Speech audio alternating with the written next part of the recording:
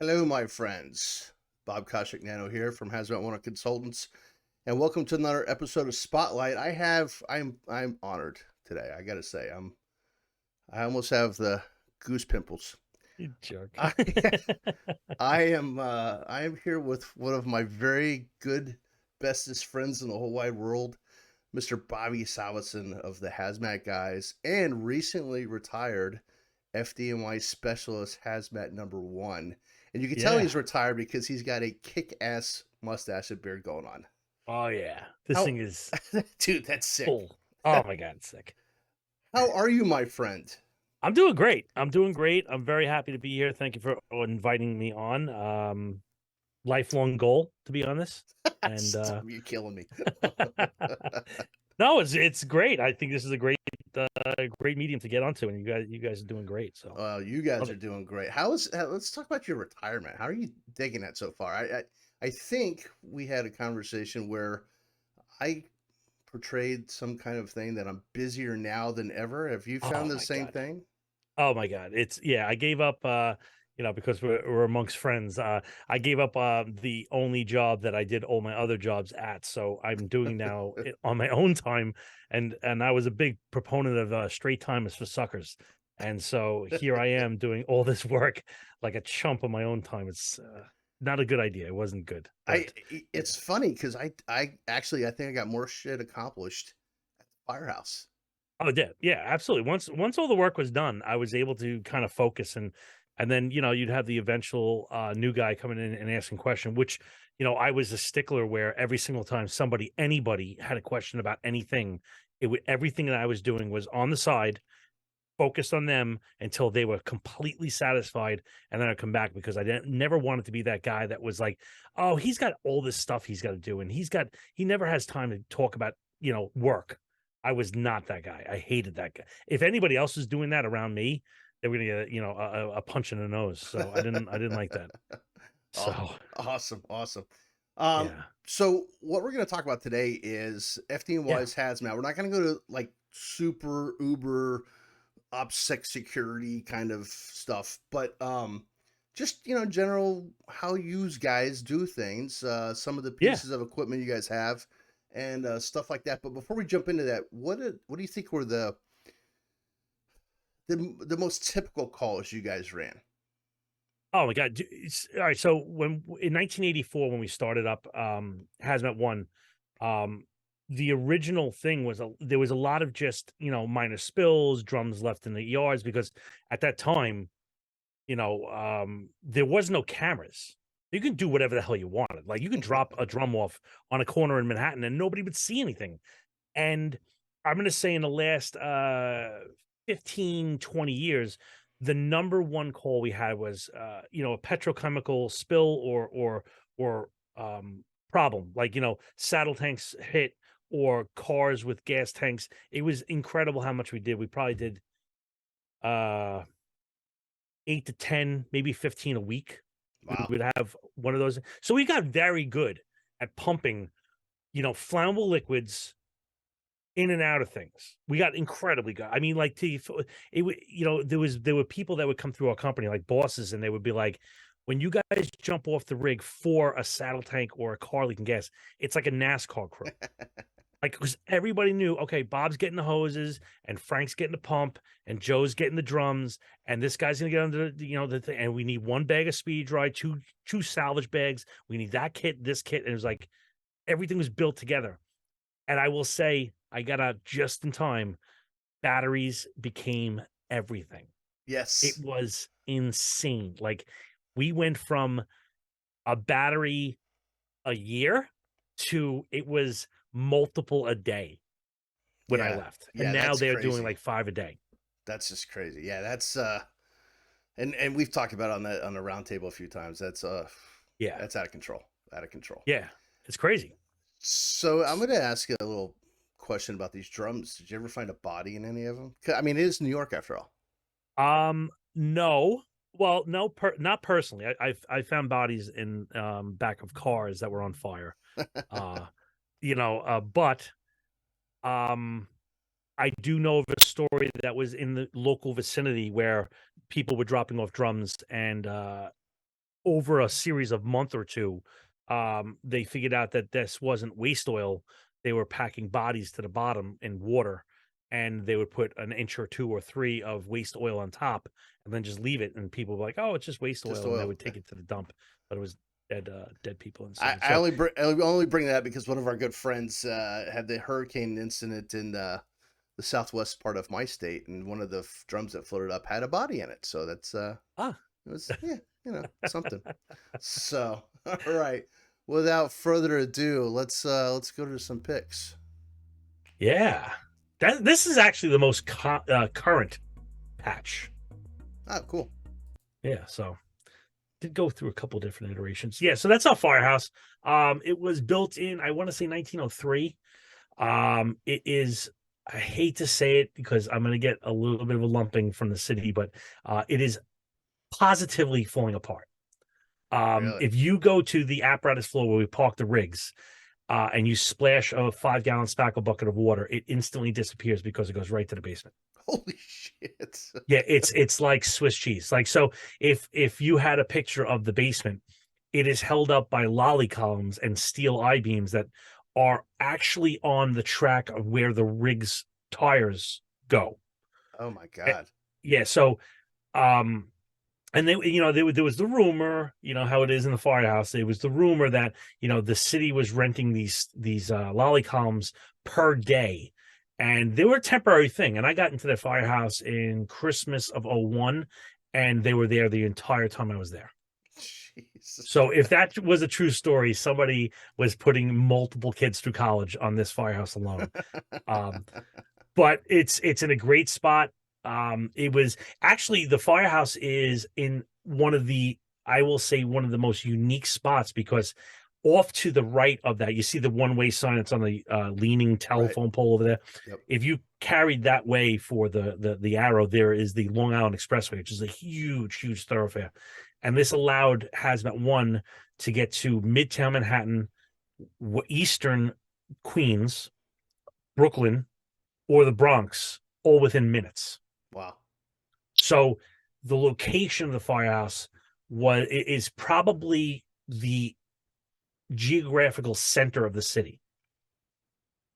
And you're there with Squad 288, which is also hazmat. Right. They're a hazmat tech unit, right? So they're technicians, all of them. And that's actually where I worked for maybe 12 or 13 years. I was in squad company. And then when I told them I have a chemistry degree, I just went across the floor and I kept my locker. So that was good. Um, but yeah, it's a double special operation house, the only one on the fire department that has that. And also, we lost 19 guys in 9/11. It was the heaviest hit house in the fire department out of these two companies. Wow. Yeah.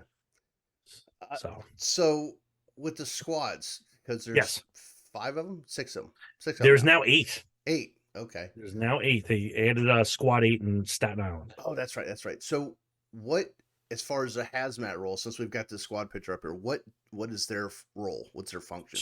Yeah. So and the numbers are kind of mind-boggling for a lot of, when I talk to guys. When we say we train to technician, depending on your iteration, 40-hour, 80-hour, 120, 160 hours. The FDNY does 120 hours for technician. Okay. And then if you wanted to go hazmat one, there's additional stuff, which we can talk about in a couple of minutes, I'm sure. But the technicians, all the companies, all the squads, all the rescues. So you're talking about 13 companies right there. And then you have the 4 tech engines, which I know there's going to be a picture coming up. All are technician or more. And I would say New York City Fire probably has around 700 to 800 technicians total. And I'm going to say between 200 to 300 working at any one time. Wow. Yeah. So we turn out, and they're all expected, the HazMat One is the mothership. That's the one that comes, it's coming to save the day, if you would, because everybody, they can do the functional stuff, but I don't want to say this the wrong way, because it's really not an offensive thing, but they're hazmat support personnel, hazmat technician support personnel, whereas our hazmat one guys are designed to independently operate unto itself. Yeah, that's kind of like how we had it at Station One in Orlando. Was you had Engine 101, Right. Hazmat One was like the core, what we call the core group, Right. and then the Right. hazmat truck companies, were technicians, but they were like, the worker bees, so to speak. Right. Exactly. And so one hazmat one guy can run six squad guys or six rescue guys. And even the boss was almost not needed because each guy in hazmat one could become a boss. Not Nice. not technically, but Right, right, right. they're not getting bars or field promotions. But we design our guys to be independent operators. Excellent. Yeah. I like that. Yeah, that's kind of how we started some of our operation. Was that back in actually I think it was right after '01, maybe a little bit before. We in the city of Orlando kind of mimicked how you guys spread things apart a little bit, as far as different units were technicians versus not, instead of keeping all our eggs in one basket, Right. downtown. So Yeah. It's an important thing because after 9/11, we got our butts handed to us, and we found that we needed to split the assets a little bit more. Pre 9/11, it wasn't nearly as diversified. It was like the squads and Hazmat One. That's it. yeah, So yeah, this is our first piece. This is actually the current first piece, but there is a new first piece that is inbound, and I want to say it's maybe a 2 or 3 months out. This thing's a monster. I loved it, dude. And this is an earlier picture because we don't have very much yellow striping down the sides. Driving in New York City, there's a lot of rubbing is racing. So I which is could why see all the right away. handles are recessed and Yes. not And if you sticking look out. closely towards the bottom half of it, and actually along the midships where red goes to white, there's rub rails on the top, middle, and bottom. Oh, no kidding. Yeah, I see that now. Yeah, see, there's a black rub rail, and the top rub rails are stainless, and the bottom ones are all rubber. And every rub rail is made to be just like replaceable because they did get destroyed all the time. Even in the front bumper, look at those things. Those things are huge bumpers. Jesus Christ. Because we hit into stuff all the time, not on purpose, of course. Of course not. No, no, no, no. Of course. Of course not. But Now this rig is great.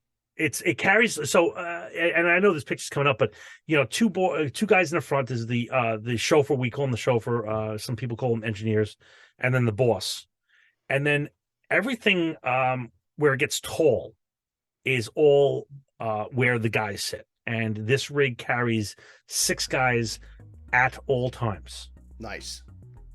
So this is kind of what we call the software ship. And this actually, this picture is a little bit older. This is the previous rig. I love the sticker on the front, better living through chemistry. That became our slogan. And DuPont, from what I understand in the beginning, DuPont was very angry that we took that. And then once we started ordering suits and everything from them, and we bought a lot, they actually gave us full use of it. Oh, So we're the only registered user of their slogan from the 80s. nice. Yeah. But this thing was an awesome thing. This little side story, the tilt cab, Right. how like the cabs tilt forward.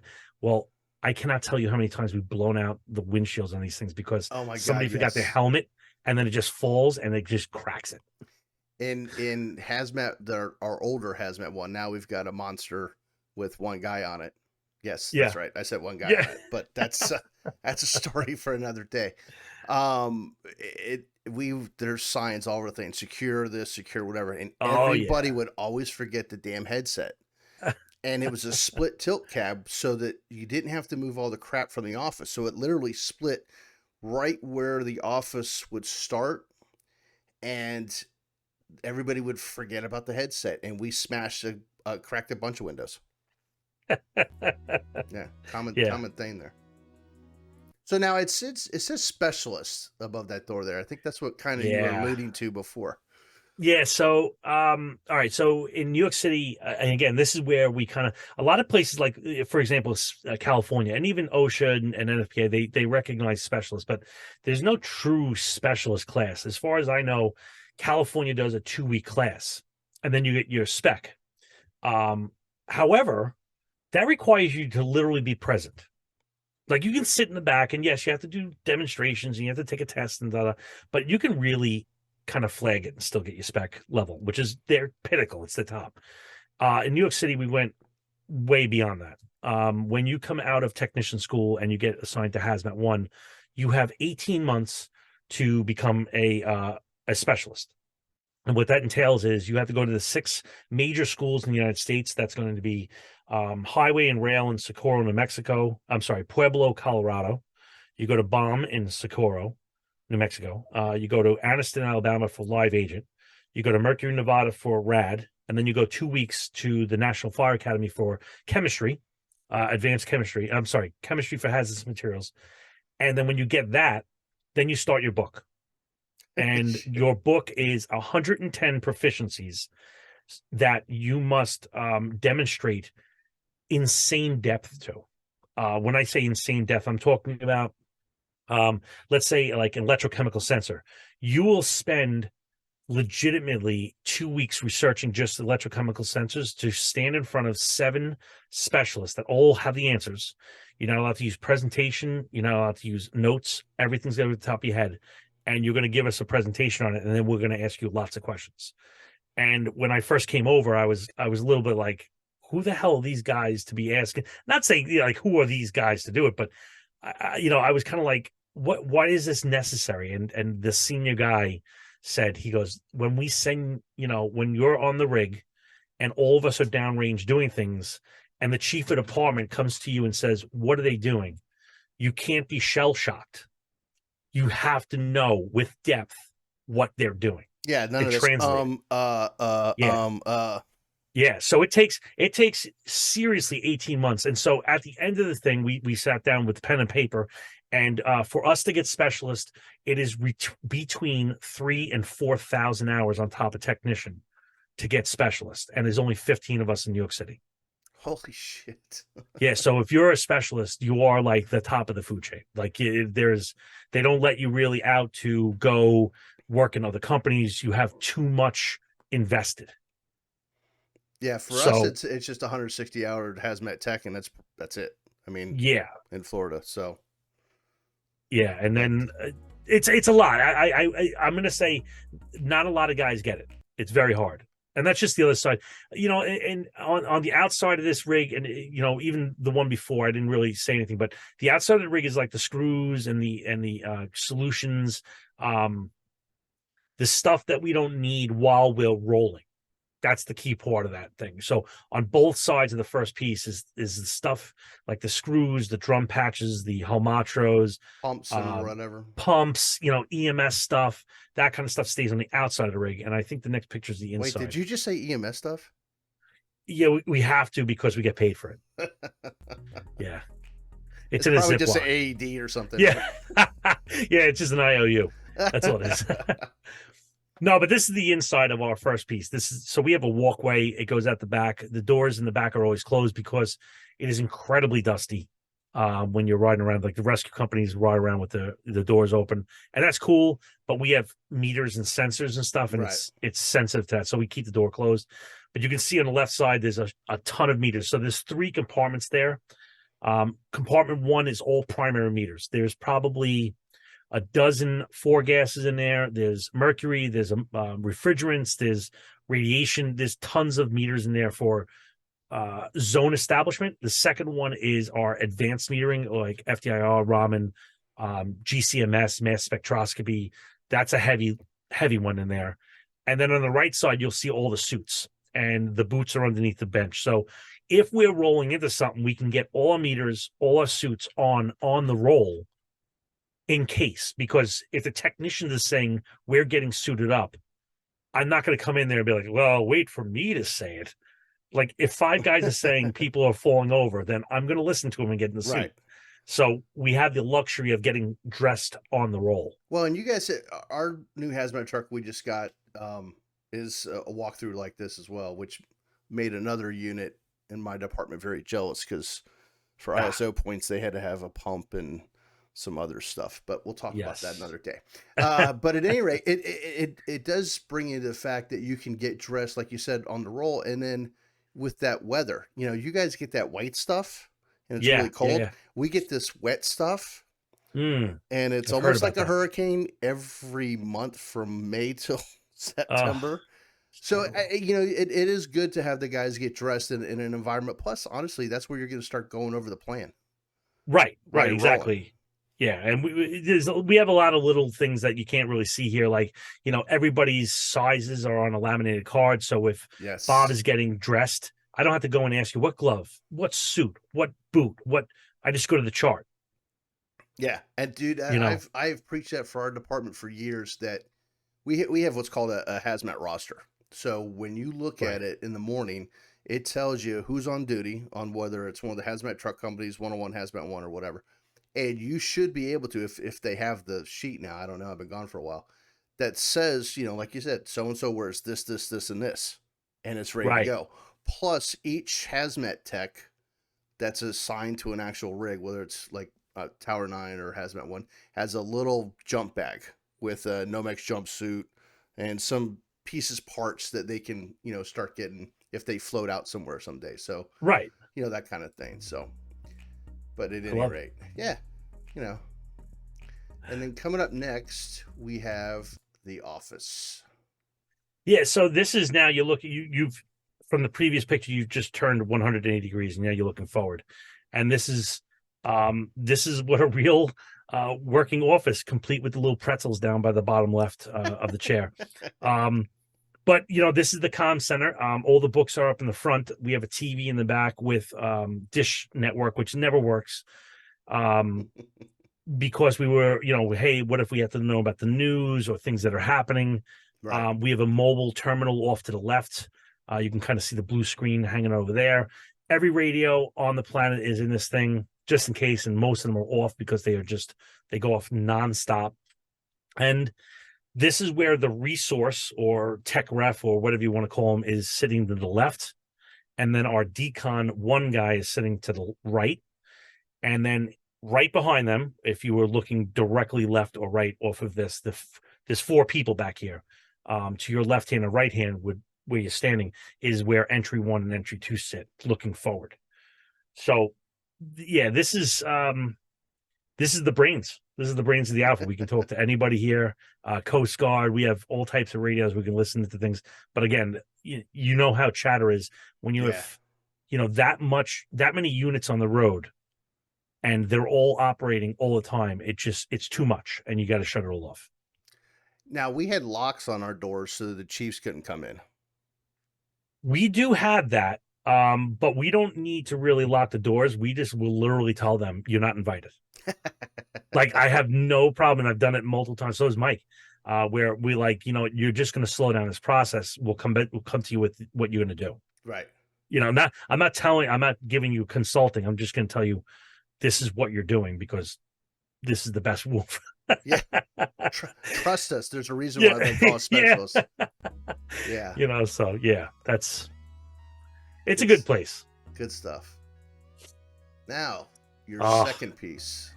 okay. So if I was to say that the first piece is the software, the meters, and that kind of stuff, this is the hardware.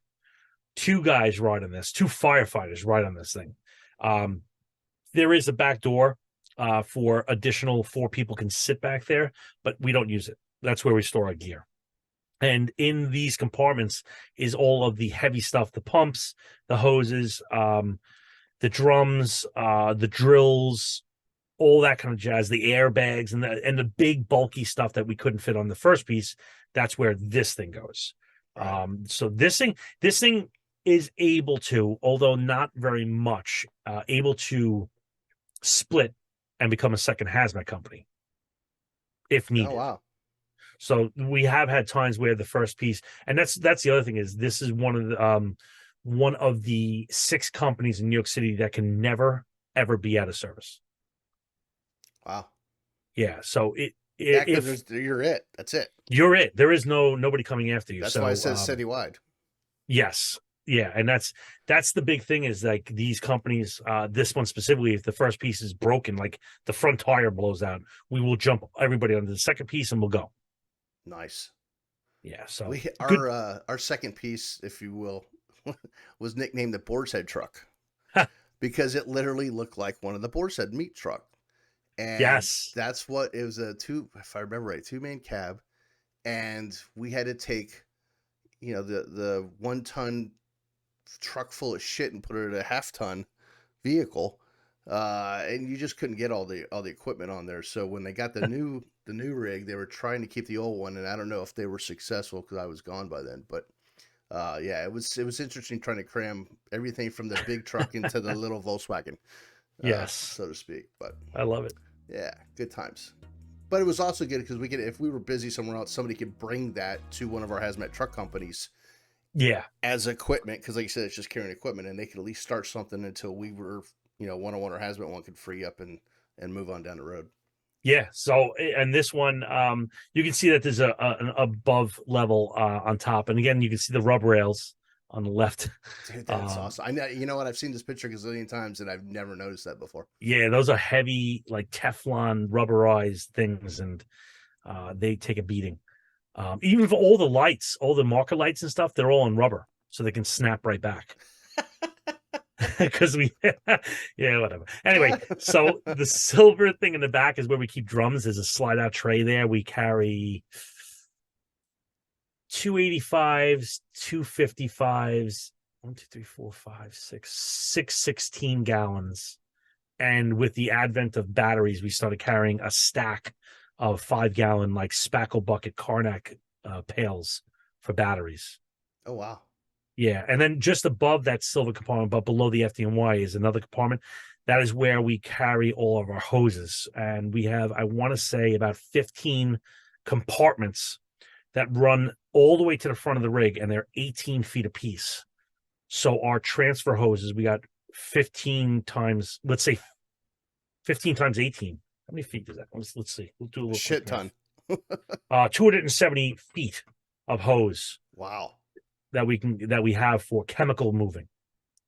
That's crazy. But yeah, so that was our primary mission was moving liquids, but it's kind of shifted a little bit with I'm not gonna say, it's not like chemicals have stopped, people have stopped being idiots and crashing into things. I'm just saying batteries are now a contender for the statistic. So do you think you guys, in '01, we were running with the anthrax stuff, we were running, I don't know, 30, 40 powder calls a day easily. Oh yeah. Oh yeah. To the point we had to put another unit with just a couple guys in it just to run powder calls. Yes. Do you see that? And I don't want to go down the battery rabbit hole, like we do so many times, but do you see that eventually being like the thing with you guys because how busy you are with the batteries? I think you know what? I think batteries are going to be there for a while, and then legislation is going to catch up. Okay. Because I think right now it's the Wild West, and I think until and New York, they love to regulate things, so they're gonna regulate the crap out of everybody, and they're gonna strangle the entire market out of New York, and it'll bloom somewhere else, and New York won't be having it anymore. So right now we're writing the book, but that's just the way it is right now. So Yeah. So you guys are obviously a little different. You have a lot of extra stuff. yes. So this is, one of the 8 squad companies has a second piece as well. It has hazmat capabilities, but I'm going to say the majority of the stuff that's on this rig is like trench, collapse, confined space, boats. They have swift water rescue stuff. This is a complete unit. So each squad and or rescue can be an independent operator at every box, every alarm. Yeah, so So they they don't, they can don't run call their you entire guys thing. all the time. They don't call hazmat one like for every. No, The squad actually, handle a lot of stuff, right? well, not even that. The trucks and engines are built to handle everything. So like Hazmat 1 doesn't have any alarms at all. We don't go to anything. You're We're special we only, requested. we only go on special requests. So when the truck and engine and squad can't handle it, then the mothership comes in. So That's we great. What only a go gig. on like 600 or 700 runs a year. It's not a lot, but those 600 to 700 runs are legit deals. Yeah, not like my 600 where, 2/3 of them are probably fuel spills. Right, You exactly. know? Yes. Yeah. So it's a lot of fun. But this is the one of the squad. The second piece is every squad has one. This is kind of an anomaly. About I'm going to say probably about 2006 to 2008, somewhere in there. They designated 4 engine companies to be HazMat tech units, Okay. right? And 44, 250, 274, and 274. Oh, and 165 are the hazmat technician units. And so they're regular engine companies. They go on regular engine alarms. They go on EMS. They go on all that stuff like and every engine in New York City does. But they also get technician level. So they get the money and they get this second piece, this sweet second piece, which has a lot more stuff than the squads do, but Really? less than the hazmat does. So it's that little suite in between.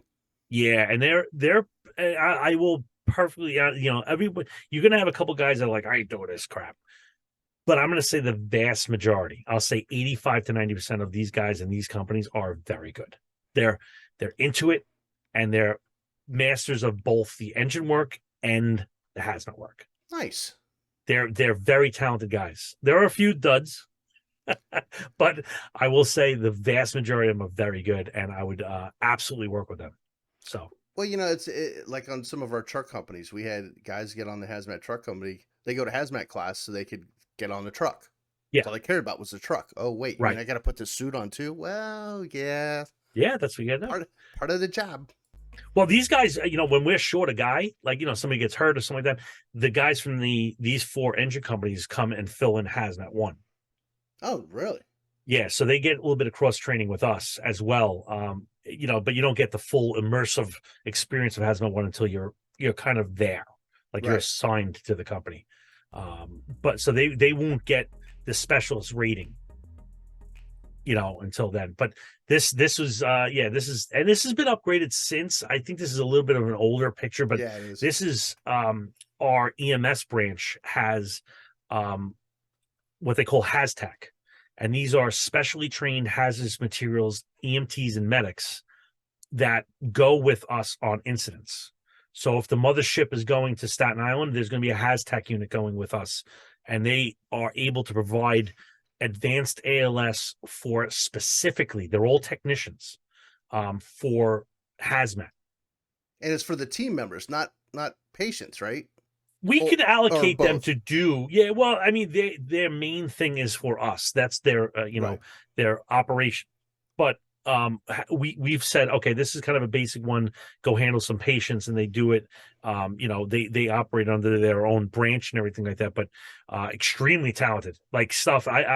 They say stuff, and I'm like, I don't even know what you're talking about, but do that. That sounds awesome. Nice. Yeah, they're good dudes, and they're very into it. So very happy to work with these guys. We had, we started the hazmat medic. Well, we didn't start it, but we had a hazmat medic program, and we tried to get it to where some of our rescue truck, what we call rescues or ambulances, or you guys call them buses, whatever. But the basically the firefighter paramedics, and it just kind of fell by the wayside, and then it even went further that we'd go on a hazmat call and they wouldn't dispatch an ambulance or a rescue whatever with us. We had a special call. Oh Hey, yeah, we're going to make entry on whatever, even if it's we're getting in a ditch to crimp a gas line.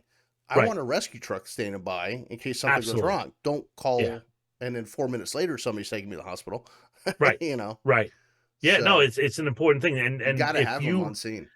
have your own EMS, I would highly recommend you starting to train these guys up to a higher level of 473 technician level, because it's for you.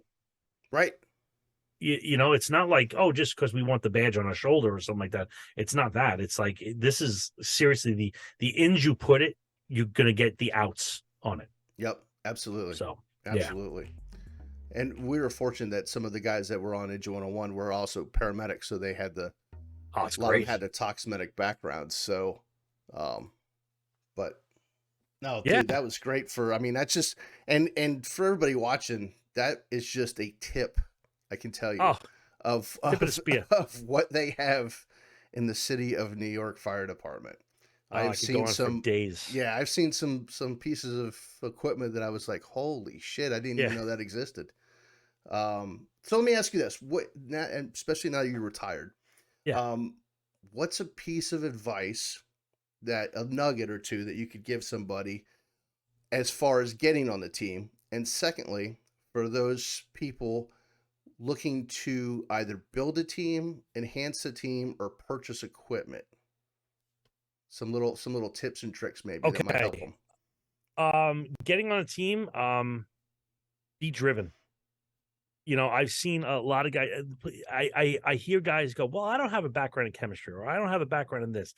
I don't think it takes a lot of chemistry or whatever to get on a hazmat team. There are many useful people on the hazmat team that aren't chemists. There are plumbers, there are communicators, there are guys that like those people. There's an ass for every seat and a seat for every ass, right? Right. And so, of my team, there was only like maybe two or three of us that were chemistry guys. Of the 35, there was four or five, plumbers. There was three or four guys that could just lift heavy things. Like, and you need those guys. Like, Sure. they're not, you're not going to go to. And there was metering guys, guys that knew how much the battery weighed. I personally didn't care about that, but they did, and they added something to it. So when you're thinking about going to a hazmat company, don't count yourself out if they see value in what you bring, because you're an HVAC guy, or you are a truck driver, or you are a plumber. There are very valid seats for you to be on in the hazmat company, and so just come in with the right attitude and let the wind be at your back and get in there. Don't count yourself out because you're not a chemistry guy. You don't need chemistry guys. You need a couple, but it might not be your spot. Right. Yep. As far as improving your company or your organization, beware of the guys that go back to the basics. I hate that. That's like a pet peeve of mine. Those guys, are usually just recycling things. Get some innovative people. Get guys that want to do some new stuff. Give them some rope and let them run. Because when you re-energize your whole thing, and it can be something as simple as put on like a hazmat Jeopardy and gamifying things, or um, that when we started to do that in New York City, it really amped up, and people said, it wasn't like, oh, I gotta go to hazmat training. It was like people were like, oh, I heard it was pretty cool. And if you can get there, Yeah. especially with my crowd of people, um, half of it is done, because now you're just getting people to sit down, and then you just got to do the waka waka, hazmat thing. But you're gonna have to tell people that have been on your payroll for a long time. He's been teaching for 20 years. He's been sucking for 20 years. Like get the new guys in there and get some guys that are really into this thing and Get bring in some new some blood. new, Yep. new talent and mentor them. And then eventually you're gonna have to tell your old pal, you're no longer welcome. You're on the bench for a little while. Right. And that's the way it is. Yeah. You know. So that's my two pieces of advice for you. And what about building the team or getting equipment? I should say. What's some Oh, of the? My I, personal thing is don't reinvent the wheel. yeah, but you know what? The thing is like, you look at all rigs and you say, "Oh my God, they have so much equipment." That's true. We do have a lot of equipment, but if you don't have a lot of equipment, I am a big fan of MacGyvering a lot of stuff. Your meters tell you a lot of stuff, and there's many holes, but talented guys will be able to tell you what's in those holes. And so training and collaborating with guys that are in other places plant seeds in your membership, because the best tool in the fire department is the member. It's not a True. Halligan, it's not a hose, it's not a meter, it's the guy. And so if I can build a better operator, well, then he can use your tools way out of the parameters. He can use what the kids call it now, hacks.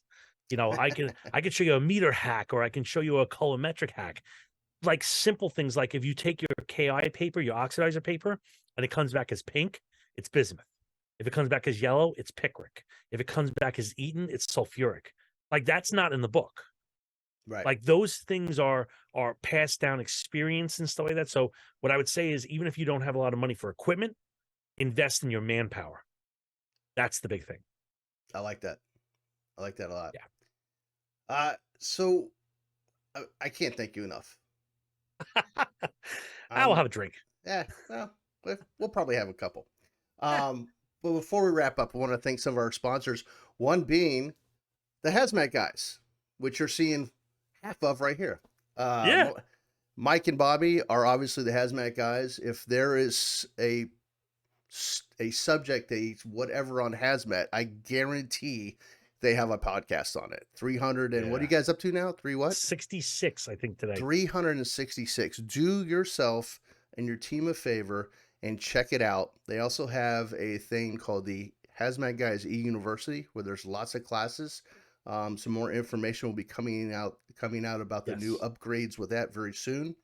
We'll also want to take time to thank one of our great friends who does a show with us, which I'll mention in a second, Jeff Zintek, Mm. who has a guide response book out there. I don't have mine, well, it's behind my other monitor, but a great guide, pocket guide for you to get out there. Go check out Hazmat Response, Jeff Zintek. It's out there, as well as the Hazmat Guys Nerds training book on Amazon. National Emergency Response Hazmat Drills is what it's called.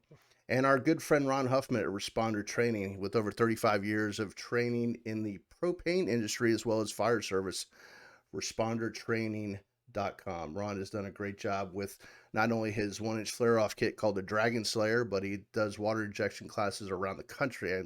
He drives this rig around the country. Crazy. Yeah, so with that, we'll see you guys. A couple of websites I want to bring to your attention. The Hazmat Guys, as I mentioned, the Hazmat Guys Roundtable. You see Bobby, Mike, myself, and Jeff Zintek, I just mentioned, the first Tuesday of every month, live and in person, so to speak, 9 p.m. Eastern.